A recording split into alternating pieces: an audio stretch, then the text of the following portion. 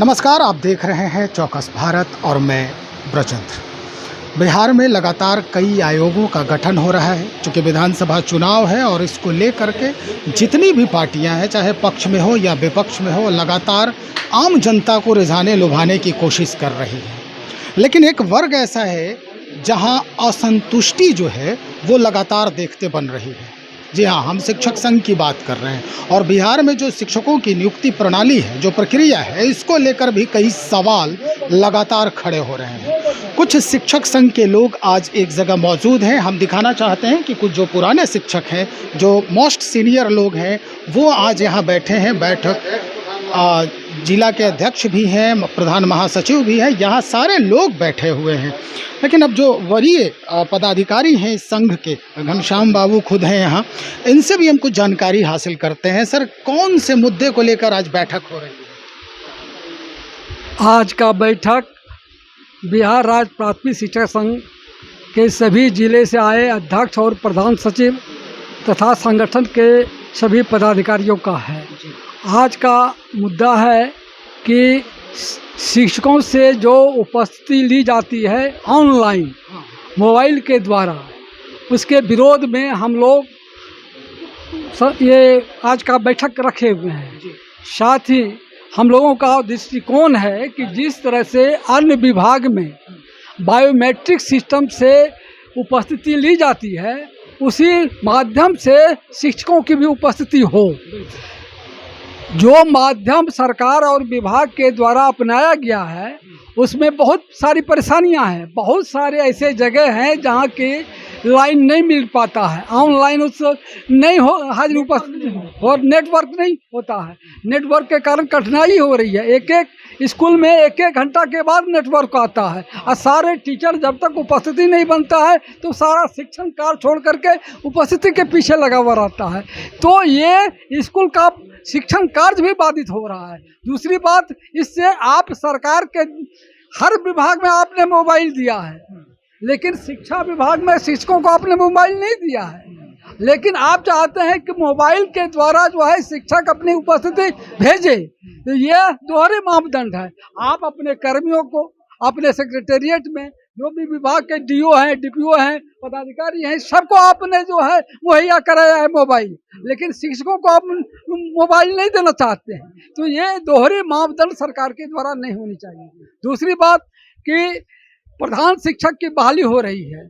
प्रधान शिक्षक की बहाली में ऐसा देखा जा रहा है कि जो पुराने शिक्षक जहाँ हैं, ये जो अधिक अनुभवी भी हैं और वेतनमान भी अधिक मिल रहा है, वैसे जगह पर वहाँ के शिक्षक प्रधान शिक्षक की नियुक्ति होने से जो पुराने शिक्षक हैं, जो वेतनमान में भी अधिक हैं, वैसे वो अपमानित अपने को समझ रहे हैं। उनके अधीन कार्य करना, एक जूनियर के अधीन कार्य करना, अपने के सम्मान पर वो ठेस पहुँच रहा है उनको। इसलिए उनका ये ग्रीवांस है कि नहीं, ये प्रधान शिक्षक को वैसे विद्यालय में दिया जाए जहाँ के पुराने शिक्षकों को ठेस नहीं पहुँचे, सम्मान नहीं पर ठेस नहीं पहुँचे। इसलिए इन बिंदुओं पर भी हमारा आज का बैठक है।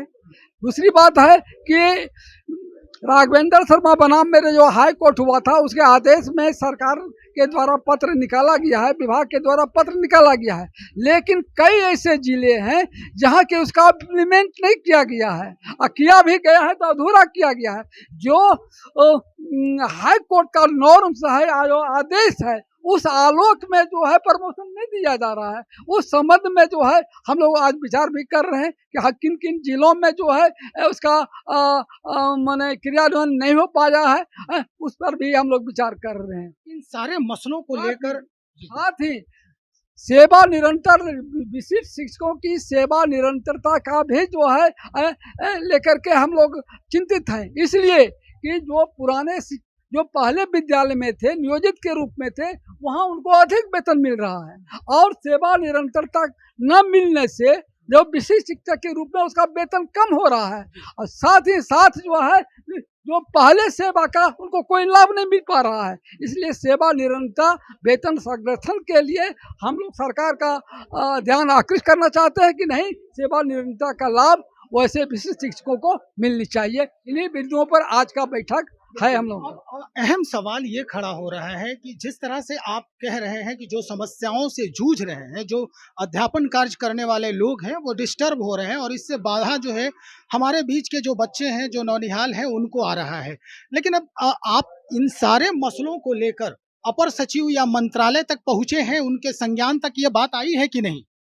इन सारे मुद्दों को संबंध में अपर मुख्य सचिव महोदय को, निदेशक महोदय को हमने पत्र के द्वारा, डेलीगेशन के द्वारा भी आगाह किया है, लेकिन अभी तक इस पर कोई विचार नहीं किया है। और आगे भी हम दो बार, तीन बार हम लोगों ने रिक्वेस्ट कर चुका है। इस संबंध में कितने महीने हो गए, दिन हो गए, साल हो गए? कुछ इधर फिलहाल भी जो है हमको लगता है 5 दिन के अंदर भी जो है हम लोगों ने लिखा है सारी बिंदुओं के बारे में।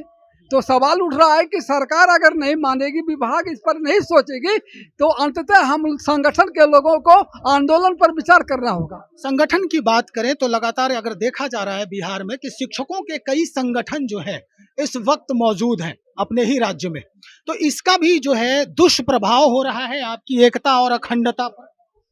देखिए, आप सभी जान रहे हैं कि जो आपकी सोच है, जो आपने बताया कि कई संगठन ऐसे हैं। बिहार स्तर पर 2 ही संगठन हैं, बिहार राज्य प्राथमिक शिक्षक संघ और बिहार माध्यमिक शिक्षक संघ। ये ही 2 संगठन हैं। तीसरा कोई संगठन जो है वह काम नहीं कर रहा है, बल्कि वह शिक्षकों को भ्रमित करने के लिए ऐसा काम कर रहे हैं। उसका प्रभाव पड़ रहा है नकारात्मक। उसके प्रभाव से शिक्षकों में तरह तरह की अफवाहें फैलती है। हम कमजोर तो हो रहे हैं। जब हम अपने में डिवाइड होंगे, अलग विचार कर रखेंगे, निश्चित तौर पर हमारी एकता पर खलल पहुंचेगी, इसका प्रभाव पड़ेगा। लेकिन तमाम शिक्षक धीरे धीरे सब समझ रहे हैं और सब बिहार राज्य प्राथमिक शिक्षक संघ के अंतर्गत जितने भी प्राथमिक शिक्षक हैं सभी हमारे झंडे के नीचे आ रहे हैं। बड़ी उत्साह के साथ, बड़ी लगन के साथ आ रहे हैं, क्योंकि वो सोच रहे हैं कि एक ही बिहार राज्य प्राथमिक शिक्षक संघ है जो हमारी समस्याओं का समाधान कर सकती है। अब जो आप बैठक कर रहे हैं, तो इसके बाद अगर सरकार, जैसा कि आप कहें कि 2-3 बार हमने संज्ञान में दिया है सरकार के, अगर सरकार अभी भी नहीं सुनती है तो अगला कदम जो होगा आपके संघ का वो क्या हो? अगर हम लोगों के अल्टीमेटम के बाद हमारी मांगे नहीं मानी जाती है तो हमारे हाथ में, संगठन के पास आंदोलन के सिवा कोई दूसरा रास्ता है ही नहीं। तो दूसरा हम लोग आंदोलन की तैयारी करेंगे सरकार के विरुद्ध में। कितने शिक्षक होंगे इस आंदोलन में शरीक? बिहार के हर अंचलों में, हर प्रखंडों में हमारा संगठन है। ऐसा चुनाव प्रभावित हो, उससे आपको क्या लेना देना? हम लोग अपनी मांग को लेकर लड़ रहे हैं। चुनाव प्रभावित हो वो सरकार का काम है, चुनाव कराना, समय पर कराना, न कराना, ये संगठन का काम नहीं है। संगठन का काम है कि हम शिक्षक हैं, शिक्षण काम करना। हमारी समस्या है, उस समस्या को आप कैसे समाधान करते हैं? अगर समाधान नहीं करते हैं तो संगठन का आविर्भाव भी इसी उद्देश्य से नहीं हुआ है कि जब हमारा कर्मचारी कमजोर होगा तो हम लोग संगठन का पदाधिकारी मिल करके पदाधिकारियों का ध्यान आकृष्ट करेंगे। अगर नहीं मानेंगे तो फिर हम लोग एकजुट होकर के आंदोलन करेंगे। इन्हीं शब्दों के साथ जय हिंद। बहुत शुक्रिया जानकारी देने के लिए। तो भाई अध्यक्ष हैं प्राथमिक शिक्षक संघ के घनश्याम बाबू हैं। और तो चलिए एक ऐसे बड़े बुजुर्ग से हम मिलवाते हैं जो 105 वर्ष लगभग इनकी अवस्था है अभी इस वक्त, और ऐसे में ये कई मुख्यमंत्रियों को देखा है इन्होंने, और शिक्षण जो कार्य है इसको भी इन्होंने हैंडल किया है। ब्रजनंदन शर्मा जी हैं, इनसे हम कुछ बातें करते हैं। जिस तरह का माहौल है अभी, क्या लगता है, क्या है भविष्य बिहार के शिक्षकों की? बराबर तो सोचते थे जी, यह माहौल जो शुरू से बना हुआ है ऊंच नीच करके, आराम से। वो नहीं रहे। शिक्षकों के लिए देश के हित में जी, शिक्षकों को इंडिपेंडेंट होना चाहिए और शिक्षकों को उनके हित पर लोगों को ध्यान देना चाहिए। जी, रोज दौड़ करके ऑफिस में जाना, रोज दौड़ करके सब इंस्पेक्टर के यहाँ जाना, ये पोस्ट को सबको समाप्त किया जाना। हाँ, ये नौकरी के लिए सब इंस्पेक्टर बन रहा है, फलना बना, ये सब पद समाप्त करके और इंडिपेंडेंट हो शिक्षक पर, और कुछ खास लोग रहे जा करके देखे हाँ, कि कैसा चल रहा है, उसको आगे बढ़ रहे हैं लोग कि नहीं बढ़ रहे हैं। ये नहीं है कि जो चाहे रोज दलाली करे आई करे वही करता रहे, इसको हम विरोध करते हैं, बराबर विरोध करेंगे। और सो में भी जी हमने विरोध किया था और उस वक्त से भी हुआ था वो सुधार, लेकिन फिर सुधार हुआ नहीं, ज्यों के त्यों। आप महसूस करते हैं, अभी आप महसूस कर रहे हैं कि कुछ कमी है संगठन में, आपसी जो क्या कहते हैं, आपसी जो पावर है हम लोगों का संगठन का, उसमें कहीं ना कहीं कमजोरी आई है। संगठन में भी कमजोरी आई है आई है, जी इसको हम स्वीकार करते हैं जी और इस पर भी ध्यान देने की जरूरत है। जी ध्यान दीजिएगा। देखिए, एजुकेशन ऐसी चीज है कि जो जहाँ देश का विकास करता है, तो देश के विकास के लिए तो उसको आगे बढ़ाना होगा शिक्षा को, और ये शिक्षा को नौकरी की तरह पर नहीं मानना होगा। वर्तमान सरकार को कुछ सलाह देंगे आप अपने स्तर से, कुछ कहेंगे? जरूर देंगे। गए थे हम वर्तमान सरकार शिक्षा मंत्री के यहाँ एक दिन, तो उन्होंने कहा कि शर्मा जी आगे मत आइएगा, जो होगा सो लिख करके भेज दीजिएगा। अच्छा यही उन्होंने कहा। अच्छा उन्होंने कहा कि कब महोदय नहीं करता है तब आना पड़ता है।